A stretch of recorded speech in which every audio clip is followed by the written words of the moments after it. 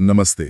आज हम एक बहुत ही दिलचस्प सवाल पर बात कर रहे हैं जी। कि देवता जो अमर हैं, स्वर्ग के सारे सुख भोगते हैं, वो भी इस नश्वर मनुष्य जन्म के लिए क्यों तरसते हैं? ये थोड़ा विरोधाभासी सा लगता है ना? हाँ, बिल्कुल। और ये सवाल बहुत पुराना है। सदियों से इस पर विचार होता आया है। तो आज हम कहाँ से जानकारी ले रहे हैं इस पर? देखिए, हमारी आज की जो बातचीत है वो कुछ मुख्य स्रोतों पर आधारित है, जैसे कि वेद हैं, पुराण हैं, भगवत गीता में भी इसके संकेत मिलते हैं। अच्छा। और फिर नारद मुनि जैसे ऋषियों के संवाद हैं देवताओं से, और हमारी जानी पहचानी कथाएं भी, रामायण महाभारत, इनमें भी सुराग मिलते हैं। ठीक है। तो आज कोशिश करते हैं समझने की कि आखिर इस साधारण से दिखने वाले मानव जीवन में ऐसा क्या खास है, हम्म। क्या राज है जो स्वर्ग के ऐश्वर्य से भी मतलब बढ़कर माना जाता है और देवताओं को भी खींचता है। चलिए खोलते हैं इस रहस्य को। हाँ, तो शुरुआत इसी विरोधाभास से करते हैं। एक तरफ देवता, अमर, शक्तिशाली, दिव्य सुखों में लीन, बिल्कुल। और दूसरी तरफ उनकी इच्छा पृथ्वी पर जन्म लेने की। हम्म। पुराणों और वेदों में तो ये बार बार आता है, मनुष्य जन्म दुर्लभ है। पर क्यों? हाँ, यही तो असली सवाल है। तो पहला और शायद सबसे अहम कारण क्या हो सकता है? मोक्ष की बात आती है अक्सर, क्या ये वही है? भगवत गीता का आपने जिक्र किया था। बिल्कुल सही पकड़ा आपने। देखिए, भगवत गीता में श्री कृष्ण कहते हैं कि अनेक जन्मों की साधना के बाद ही ज्ञान मिलता है और ईश्वर में लीन होना यानी मोक्ष संभव होता है। अच्छा। मोक्ष यानी जन्म मृत्यु के इस चक्र से हमेशा के लिए मुक्ति। अब स्वर्ग को कहा गया है भोग भूमि। भोग भूमि मतलब जहां पिछले जन्मों के अच्छे कर्मों का फल भोगा जाता है। सुख है, ऐश्वर्य है, पर वो स्थायी नहीं। ओ। और पृथ्वी है कर्म भूमि। यहां हम नए कर्म कर सकते हैं, साधना कर सकते हैं, आध्यात्मिक उन्नति कर सकते हैं। मोक्ष का दरवाजा यहीं से खुलता है, स्वर्ग से नहीं। अच्छा, तो स्वर्ग एक तरह का रिवॉर्ड पीरियड है, पर फाइनल डेस्टिनेशन नहीं। हाँ, कह सकते हैं। जब देवताओं के पुण्य कर्म क्षीण होते हैं, खत्म होते हैं, तो उन्हें भी वापस कर्म करने के लिए जन्म लेना ही पड़ता है। ये तो बहुत बड़ी बात है। अच्छा, और कर्म की बात आई तो क्या इसमें चुनाव की आजादी का भी कोई रोल है? फ्री विल जिसे कहते हैं। हाँ, ये दूसरा बहुत महत्वपूर्ण कारण है।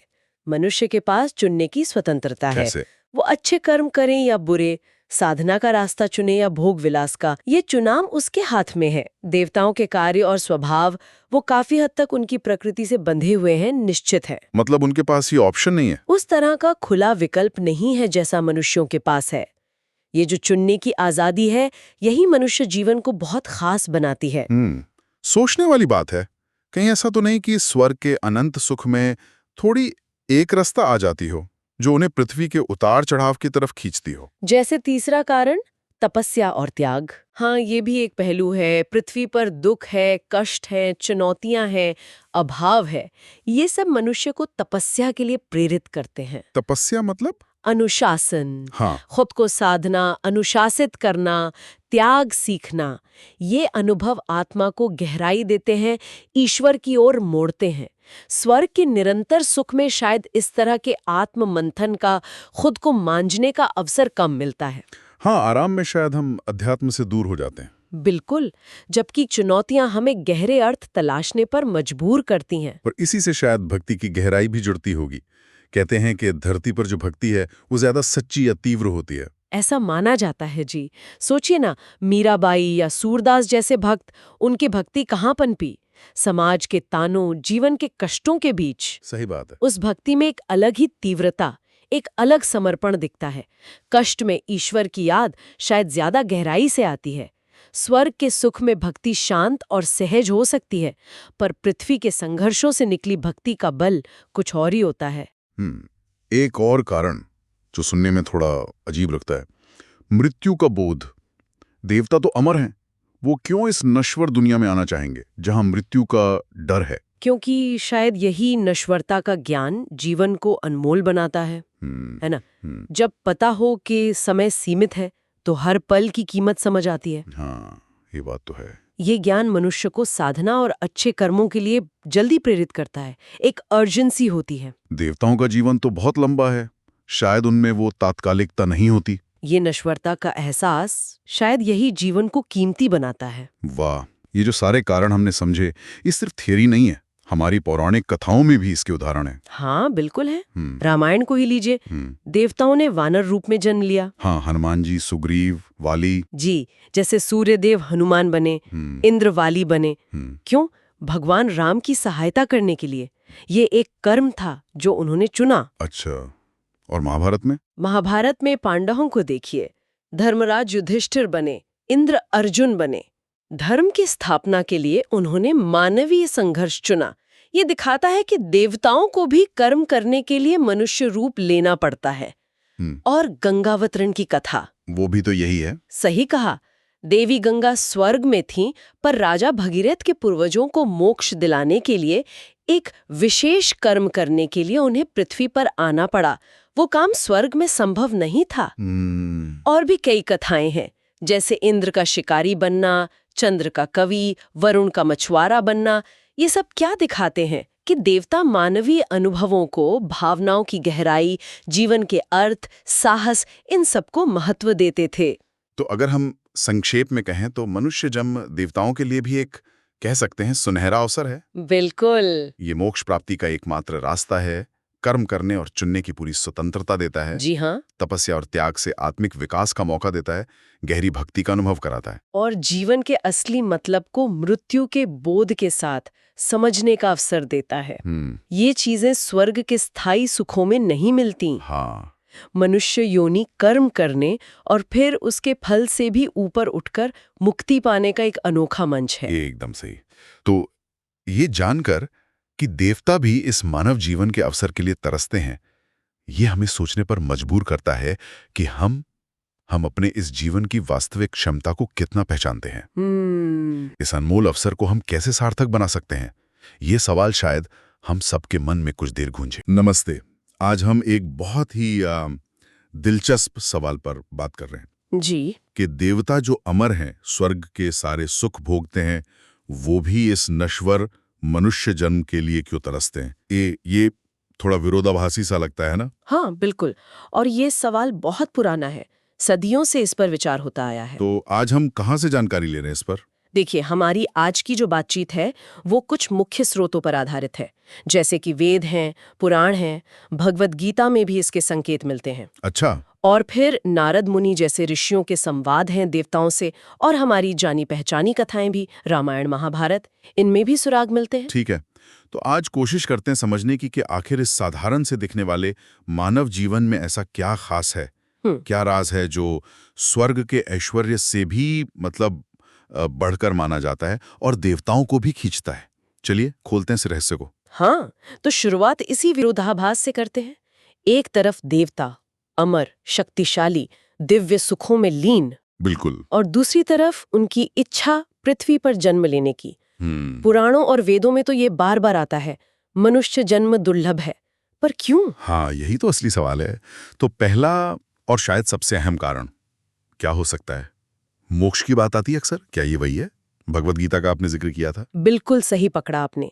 देखिए, भगवद गीता में श्री कृष्ण कहते हैं कि अनेक जन्मों की साधना के बाद ही ज्ञान मिलता है और ईश्वर में लीन होना यानी मोक्ष संभव होता है। अच्छा। मोक्ष यानी जन्म मृत्यु के इस चक्र से हमेशा के लिए मुक्ति। अब स्वर्ग को कहा गया है भोग भूमि। भोग भूमि मतलब जहां पिछले जन्मों के अच्छे कर्मों का फल भोगा जाता है। सुख है, ऐश्वर्य है, पर वो स्थायी नहीं। और पृथ्वी है कर्म भूमि। यहाँ हम नए कर्म कर सकते हैं, साधना कर सकते हैं, आध्यात्मिक उन्नति कर सकते हैं। मोक्ष का दरवाजा यहीं से खुलता है, स्वर्ग से नहीं। अच्छा, तो स्वर्ग एक तरह का रिवॉर्ड पीरियड है, पर फाइनल डेस्टिनेशन नहीं। हाँ, कह सकते हैं। जब देवताओं के पुण्य कर्म क्षीण होते हैं, खत्म होते हैं, तो उन्हें भी वापस कर्म करने के लिए जन्म लेना ही पड़ता है। ये तो बहुत बड़ी बात है। अच्छा, और कर्म की बात आई तो क्या इसमें चुनाव की आजादी का भी कोई रोल है? फ्री विल जिसे कहते हैं। हाँ, ये दूसरा बहुत महत्वपूर्ण कारण है। मनुष्य के पास चुनने की स्वतंत्रता है। कैसे? वो अच्छे कर्म करें या बुरे, साधना का रास्ता चुने या भोग विलास का, ये चुनाव उसके हाथ में है। देवताओं के कार्य और स्वभाव वो काफी हद तक उनकी प्रकृति से बंधे हुए हैं, निश्चित है। मतलब उनके पास ये ऑप्शन नहीं है? उस तरह का खुला विकल्प नहीं है जैसा मनुष्यों के पास है। ये जो चुनने की आजादी है, यही मनुष्य जीवन को बहुत खास बनाती है। सोचने वाली बात है। कहीं ऐसा तो नहीं कि स्वर्ग के अनंत सुख में थोड़ी एक रास्ता आ जाती हो जो उन्हें पृथ्वी के उतार चढ़ाव की तरफ खींचती हो? जैसे तीसरा कारण तपस्या और त्याग। हाँ, ये भी एक पहलू है। पृथ्वी पर दुख है, कष्ट है, चुनौतियां हैं, अभाव है। ये सब मनुष्य को तपस्या के लिए प्रेरित करते हैं। तपस्या मतलब? अनुशासन, हाँ। खुद को साधना, अनुशासित करना, त्याग सीखना, ये अनुभव आत्मा को गहराई देते हैं, ईश्वर की ओर मोड़ते हैं। स्वर्ग के निरंतर सुख में शायद इस तरह के आत्म मंथन का, खुद को मांझने का अवसर कम मिलता है। हाँ, आराम में शायद हम अध्यात्म से दूर हो जाते हैं। बिल्कुल, जबकि चुनौतियां हमें गहरे अर्थ तलाशने पर मजबूर करती हैं। पर इसी से शायद भक्ति की गहराई भी जुड़ती होगी। कहते हैं कि धरती पर जो भक्ति है वो ज्यादा सच्ची या तीव्र होती है। ऐसा माना जाता है जी। सोचिए ना, मीराबाई या सूरदास जैसे भक्त, उनकी भक्ति कहाँ पनपी? समाज के तानों, जीवन के कष्टों के बीच। सही बात है। उस भक्ति में एक अलग ही तीव्रता, एक अलग समर्पण दिखता है। कष्ट में ईश्वर की याद शायद ज्यादा गहराई से आती है। स्वर्ग के सुख में भक्ति शांत और सहज हो सकती है, पर पृथ्वी के संघर्षों से निकली भक्ति का बल कुछ और ही होता है। एक और कारण जो सुनने में थोड़ा अजीब लगता है, मृत्यु का बोध। देवता तो अमर हैं, वो क्यों इस नश्वर दुनिया में आना चाहेंगे जहां मृत्यु का डर है? क्योंकि शायद यही नश्वरता का ज्ञान जीवन को अनमोल बनाता है ना? जब पता हो कि समय सीमित है तो हर पल की कीमत समझ आती है। हाँ, ये बात तो है। ये ज्ञान मनुष्य को साधना और अच्छे कर्मों के लिए जल्दी प्रेरित करता है। एक अर्जेंसी होती है। देवताओं का जीवन तो बहुत लंबा है, शायद उनमें वो तात्कालिकता नहीं होती। ये नश्वरता का एहसास शायद यही जीवन को कीमती बनाता है। वाह, ये जो सारे कारण हमने समझे, ये सिर्फ थियरी नहीं है, हमारी पौराणिक कथाओं में भी इसके उदाहरण है। हाँ, बिल्कुल है। रामायण को ही लीजिए, देवताओं ने वानर रूप में जन्म लिया। हाँ, हनुमान जी, सुग्रीव, वाली जी, जैसे सूर्यदेव हनुमान बने, इंद्र वाली बने। क्यों? भगवान राम की सहायता करने के लिए। ये एक कर्म था जो उन्होंने चुना। अच्छा, और महाभारत में? महाभारत में पांडवों को देखिए, धर्मराज युधिष्ठिर बने, इंद्र अर्जुन बने। धर्म की स्थापना के लिए उन्होंने मानवीय संघर्ष चुना। ये दिखाता है कि देवताओं को भी कर्म करने के लिए मनुष्य रूप लेना पड़ता है। और गंगावतरण की कथा, वो भी तो यही है। सही कहा। देवी गंगा स्वर्ग में थीं, पर राजा भगीरथ के पूर्वजों को मोक्ष दिलाने के लिए, एक विशेष कर्म करने के लिए उन्हें पृथ्वी पर आना पड़ा। वो काम स्वर्ग में संभव नहीं था। और भी कई कथाएं हैं, जैसे इंद्र का शिकारी बनना, चंद्र का कवि, वरुण का मछुआरा बनना। ये सब क्या दिखाते हैं कि देवता मानवीय अनुभवों को, भावनाओं की गहराई, जीवन के अर्थ, साहस, इन सबको महत्व देते थे। तो अगर हम संक्षेप में कहें तो मनुष्य जन्म देवताओं के लिए भी एक, कह सकते हैं, सुनहरा अवसर है। बिल्कुल। ये मोक्ष प्राप्ति का एकमात्र रास्ता है, कर्म करने और चुनने की पूरी स्वतंत्रता देता है। जी हाँ। तपस्या और त्याग से आत्मिक विकास का मौका देता है, गहरी भक्ति का अनुभव कराता है। और जीवन के असली मतलब को मृत्यु के बोध के साथ समझने का अवसर देता है। ये चीजें स्वर्ग के स्थायी सुखों में नहीं मिलती। हाँ। मनुष्य योनि कर्म करने और फिर उसके फल से भी ऊपर उठकर मुक्ति पाने का एक अनोखा मंच है। एकदम सही। तो ये जानकर कि देवता भी इस मानव जीवन के अवसर के लिए तरसते हैं, ये हमें सोचने पर मजबूर करता है कि हम अपने इस जीवन की वास्तविक क्षमता को कितना पहचानते हैं। इस अनमोल अवसर को हम कैसे सार्थक बना सकते हैं? ये सवाल शायद हम सबके मन में कुछ देर गूंजे।